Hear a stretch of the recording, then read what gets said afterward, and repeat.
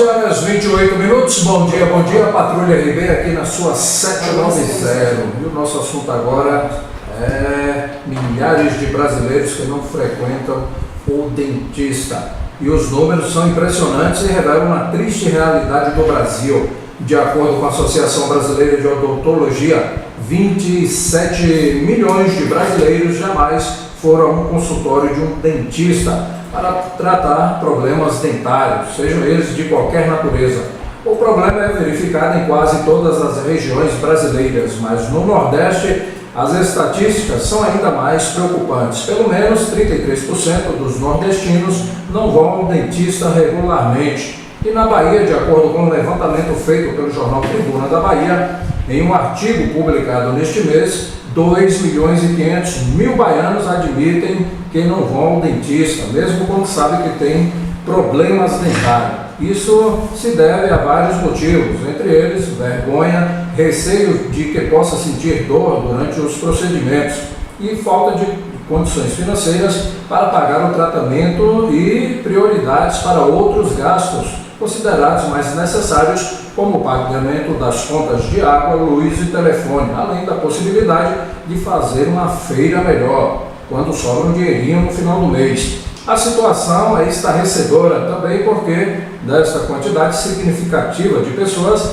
a maioria admite que prefere arrancar o dente do que tratá-lo, para diminuir despesas, e este procedimento muitas vezes é feito com os chamados dentistas práticos, que não têm formação universitária para exercer a profissão, ou seja, trabalham clandestinamente. Para falar desse assunto, está com a gente aqui a doutora Mônica, com produção de Carlos Augusto. Doutora Mônica, seja bem-vinda ao Patrulha RB, bom dia. Bom dia.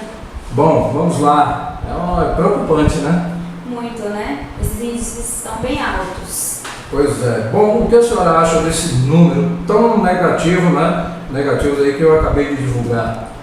Olha, eu acredito que isso tudo tem uma relação muito grande com a educação precária que nós enfrentamos hoje no nosso país. Trazer informações e conhecimentos na área da saúde bucal com mais vigor poderiam mudar esse quadro, né? Porém, para isso é preciso investimento e interesse na área da educação.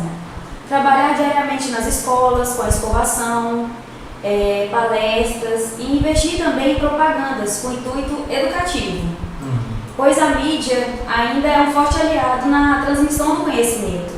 É onde a população tem mais acesso fácil à TV, à rádio e também à internet, né? A questão financeira, de fato, é um motivo capaz de impedir que uma pessoa vá ao dentista quando sente necessidade? Em meu ponto de vista, não. Eu vejo hoje em dia que as pessoas têm prioridades diferentes, como comprarem celulares de última geração, pacotes de viagem, roupas mais caras para andar na moda, né? Mas quando se trata da saúde, principalmente bucal, eles acham tudo muito caro, não é verdade? E a questão financeira, ela pode dificultar, mas eu acho que ela não é um fator determinante para que essas pessoas não visitem o dentista. O que eu acho assim, que tem muito mais influência é o medo e os traumas de infância também, a vergonha. Eu acho que isso influencia um pouquinho mais. Aquela questão do motorzinho, né? Tem muita gente só em ouvir o barulho já fica com medo, né? Exatamente. Então assim, a gente tem que ter técnicas para poder minimizar isso e o paciente se sentir mais confortável. Bom, existe um prazo pré-determinado para que adultos e crianças procurem o dentista para fazer tratamento ou pelo menos verificar se está tudo bem com os dentes? Então, a ida ao dentista depende do risco de cada paciente em desenvolver as doenças bucais, né? Existem pacientes que têm que retornar ao consultório de 15 em 15 dias, mês a mês, de 3 em 3 meses, de 6 em 6 meses. E essa avaliação é feita individualmente mesmo.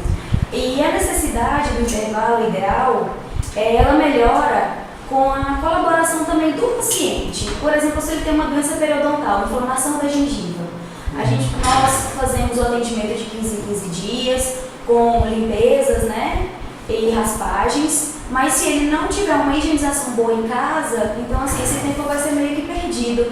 Então a gente precisa também da colaboração do paciente, para que ele siga as recomendações do profissional E também é muito importante lembrar a necessidade das gestantes fazerem um acompanhamento com o dentista, por causa da taxa hormonal é variável, então essas doenças periodontais elas aparecem muito no período da gestação, né?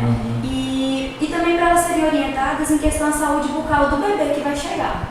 Isso é muito importante. Certo. Essa questão da escovação, né? A pessoa pega ali, vai com a escova direto.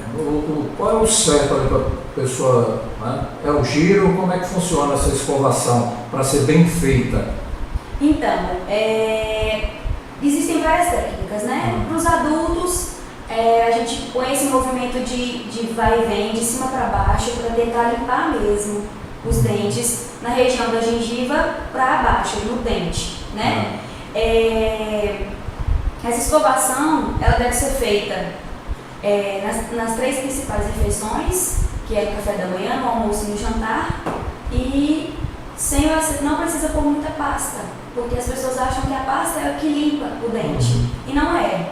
O que limpa é a escovação. A pasta serve só para a gente ter aquela aplicação de flúor diariamente na cavidade bucal.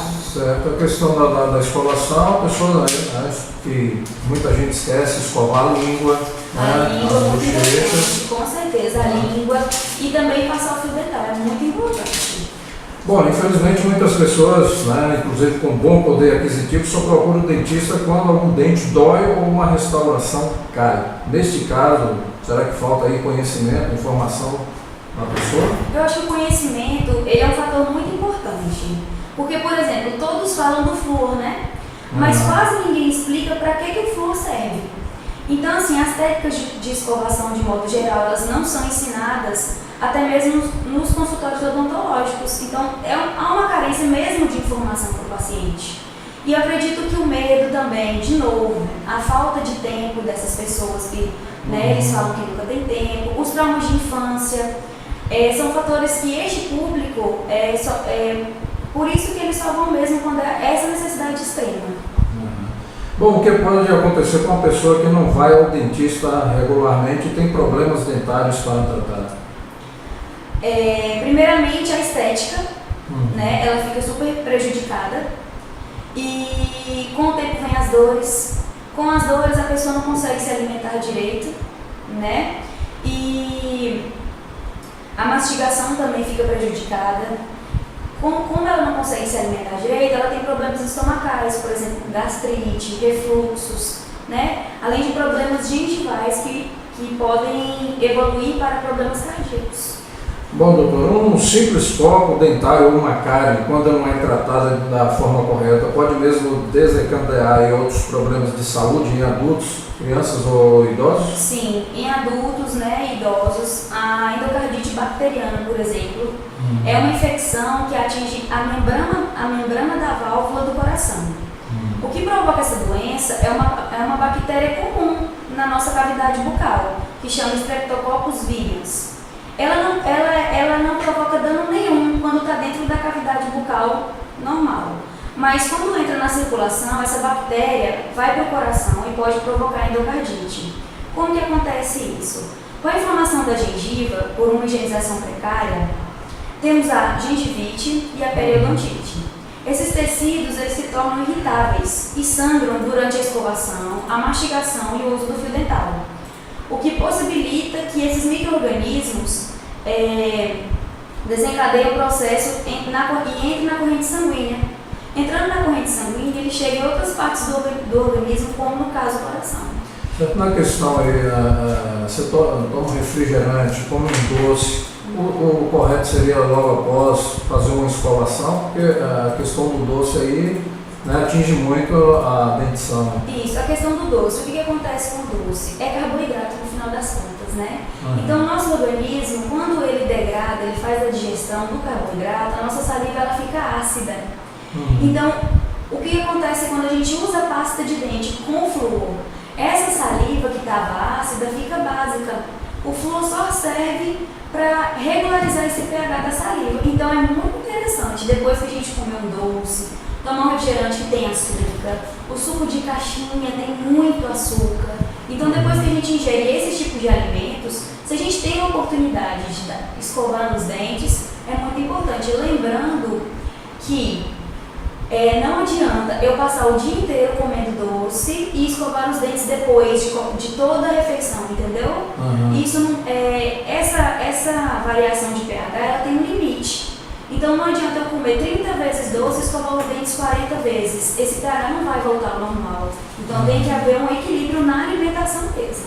Com relação aos cremes dentais, tem alguma coisa? Como é que sabe o creme ideal? Como é que funciona essa parte, né? Tem gente que também tem dúvidas sobre o creme dental adequado. Na hora de comprar o creme, o que devemos fazer, né? Aí para escolher? A principal função do creme dental é aplicar o flúor diariamente, como já foi dito aqui. Fazendo o equilíbrio do pH da saliva, né?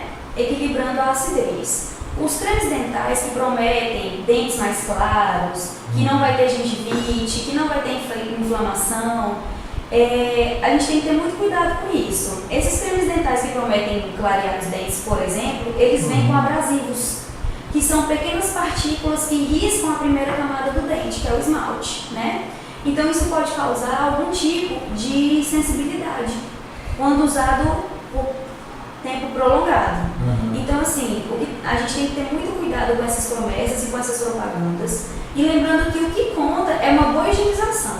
Se você faz uma boa higienização, usa o fio dental, tudo corretamente, o creme dental ele fica só sendo um aliado seu, ele não fica sendo o principal motivo pelo qual você não vai ter problema e não vai ter doença periodontal nenhuma. Bom, vamos seguir para as crianças. É indicado também a aplicação de flúor como complemento aí da higiene bucal? Então, a introdução do creme dental com flúor nas crianças, eu indico a partir de 1 ano e meio. Por que 1 ano e meio? Essas crianças, elas comem muito carboidrato. Tem crianças, eu vejo no meu consultório, que elas têm dificuldade para comer. A mãe tem que ficar falando, tem que ficar fazendo, né? E muita mamadeira. Então tem muito carboidrato, tem muita, né? Que a mãe põe na mamadeira mesmo, que até os médicos às vezes recomendam. É muito carboidrato. Então eu já peço para iniciar um pouco mais cedo. E colocar pouca creme dental, não precisa ser muito. O problema, se ela engolir, não tem problema nenhum, porque é muito pouquinho, então não vai influenciar em nada engolir esse tantinho de flúor, vamos dizer assim. E no consultório odontológico, as crianças são avaliadas, né? E tem que ver o risco também de doenças e de cárie. Se ela é considerada uma criança de alto risco, elas devem vir de mês a mês até que se perceba uma higienização correta, porque às vezes a mãe não consegue fazer, a criança não deixa, é muito pequenininha, a mãe fica com dó. Então, depois que a gente vê que essa criança saiu do alto risco, ela passa a vir de 3 em 3 meses para manutenção, de 6 em 6 meses, e depois que ela cresce um pouco, que ela já tem a consciência e ela tem a coordenação motora para fazer essa higienização corretamente, a gente então indica que ela venha uma vez ao ano, para fazer o check-up, para fazer a profilaxia, que é a limpezinha no dentista, e a aplicação de flúor. No caso das crianças aí que não conseguem escovar os dentes sozinhos, né? Os pais ajudam, mas qual é a maneira dos pais ensinar essa criança a escovar? Já tem que aprender desde... Né? Isso. Então, assim, as crianças elas adquirem coordenação motora a partir dos 7 ou 8 anos para conseguir fazer a higienização correta. Então, eu indico para os pais, por exemplo, crianças a partir de 3 anos de idade, elas já observam muito o que os pais fazem. Então, elas querem escovar também. Ela vê o papai e a mamãe escovando, pede para escovar também. Então, assim, muita brincadeira, explicar, brincar, deixa a criança pegar a escovinha, brincar de escovar os dentes, depois a mamãe vem e vamos ver se escovou direito, aí a mamãe termina a escovação, né? É isso que eu indico para os meus pacientes. Ou então escovar, a mamãe escova de manhã e à noite e deixa ele brincar meio-dia, né, com a escovinha, para já ir adquirindo o hábito, né? E as crianças seguem muito os exemplos dos pais, então eles fazem parte diretamente com essa responsabilidade, né, de mostrar e fazer. Inclusive essa técnica de mostrar e fazer a gente usa muito no consultório, ele tem uma boa aceitação. E com relação ao fio dental, por que ele é tão necessário? O fio dental ele é muito importante para retirar os alimentos aonde a escova não consegue chegar. Então, entre os dentes, né? Os dentes mais afastados. Muitos pacientes têm até uma boa higienização, eles escovam direitinho e tudo da forma correta, mas não tem o hábito de passar o fio dental. Então, quando a gente pede um raio-x para um check-up mesmo, a gente verifica que existem cáries entre os dentes, então a gente tem que fazer, né, a restauração nesses dentes. Então, assim, além de tudo isso, o fio dental também faz a manutenção dos tecidos da gengiva, né? Evitando a gengivite e a tal da periodontite tão falada. Certo. Com relação à retirada do dente, ela é indicada em qual caso? Então, retirada do dente descido, ou chamado dente de leite, por exemplo, elas devem ser feitas em últimos casos. Por trauma, às vezes o dentinho sai da cavidade, a gente tenta reimplantar, quando não dá, aí deixa sem, ou cáries muito profundas. Nessa fase, não seria muito indicado ficar extraindo os dentinhos, por causa da falta de espaço para o permanente erupcionar depois. E em dentes permanentes, a extração é indicada em caso como tratamento ortodôntico, que é a falta de espaço, cistos associados a dente, que existe também, traumas dentários e destruição extrema por cárie, e exodontia de siso, que é muito indicado, e dentes supranumerados. Bom, tem pessoas, principalmente de baixo poder aquisitivo, que pedem ao dentista para arrancar o dente ao invés de tratá-lo. Qual a consequência disso no futuro? Então, com a falta de algum dente na boca, o próprio organismo, o que ele faz? Ele tenta fechar aquele espaço, porque ali havia um dente antes. Então, ele sente que ali está faltando alguma coisa, né? Então, fica comprometido o espaço e depois a pessoa tem que gastar o dobro com o tratamento ortodôntico, que é com o aparelho, para poder corrigir aquela mordida, né? E com a mordida alterada, a mastigação, a fala, acontecem dores de cabeça, tudo isso são consequências da extração antes da hora, vamos dizer assim.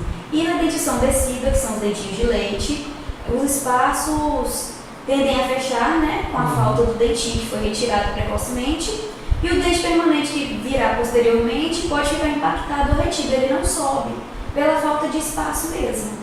Além também de afetar o desenvolvimento da face e o crescimento da face daquela criança.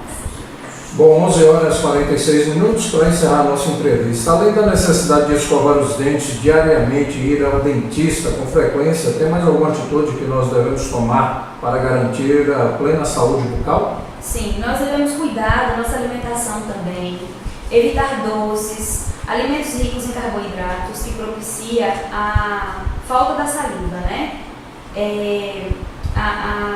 Propicia a acidez dessa saliva, na verdade, né? E favorece a cárie, né? Não fumar, o cigarro causa vasoconstrição dos vasos da boca e isso propicia muita cárie e também câncer de boca, né? É um assunto muito sério. Bom, eu lembrei aqui, né, já no finalzinho, com relação à chupeta, né, que tem criança chorando chupeta, quer dizer, isso pode, né, trazer consequências ruins aí para a dentição. Então, esse caso da chupeta é um assunto muito interessante, porque na minha especialização em Goiânia, que eu fiz na BO de lá, as professoras eram super contra chupeta, chupeta não. Quando elas tiveram filhos, elas falaram, gente, chupeta, pelo amor de Deus, vamos usar chupeta. Então, assim, o custo-benefício da chupeta é uma coisa assim que a gente tem que avaliar bastante, porque tem criança que não consegue mesmo dormir e tudo. Se a gente usa só para dormir, já é bom, né? Então, assim, tudo tem que ser avaliado mesmo de criança para criança. Bom, queremos agradecer a presença da senhora aqui. Bom dia, muito obrigado. Obrigada a vocês pela oportunidade.